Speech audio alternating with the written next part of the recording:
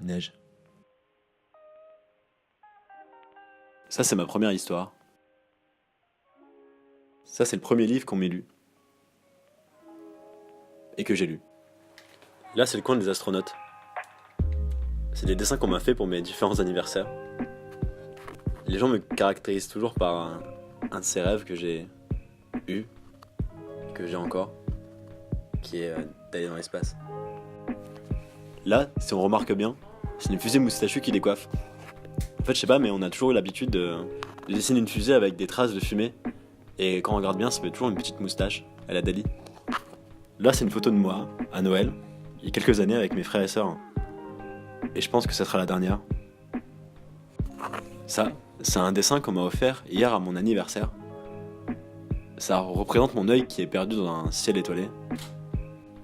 Là, c'est un artiste un peu fou qui nous a offert plus ou moins gracieusement une de ses œuvres lorsque on était arrivé dans son squat rue Rivoli. Il était tellement fou qu'il a décidé de nous représenter, Kendrick et moi, en sirène, les seuls capables à avoir la possibilité d'aller sur une île un peu secrète qu'on voit au fond, en passant par une fenêtre menant vers une autre dimension. Et je sais pas, ce dessin, par ses couleurs, me touche beaucoup. Donc là, c'est une petite partie des gris-gris que j'ai récoltés au cours de mes différents périples. Donc on peut voir un petit astronaute en forme de buzz éclair. Ça, c'est mon premier copain qui me l'a offert le jour de la Saint-Valentin. Avec ça, il y a un dragon en étain que j'ai récupéré à Pékin. Et c'est plus précisément un fils de dragon qui porte bonheur lorsqu'on touche son museau. Avec, il y a un petit bout de verre que la maman dans la famille dans laquelle j'étais m'a offert cet été, quand je suis parti aux Pays-Bas. Elle était souffleuse de verre et ce petit déchet de verre m'a beaucoup plu. Avec, il y a même une statue de David en grosse tête que j'ai récupérée à Rome.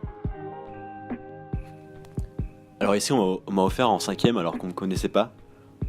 La première page d'un bouquin quand j'étais voir une écrivaine qui était venue dans mon collège. Elle travaillait sur Charles Dickens, sur les livres de Grandes Espérances. Elle a déchiré la première de couverture et dessus elle a écrit comme dédicace pour Robin qui a toutes les raisons d'espérer de bonnes choses de la vie. Et je trouvais ça tellement mignon alors qu'elle ne me connaissait pas.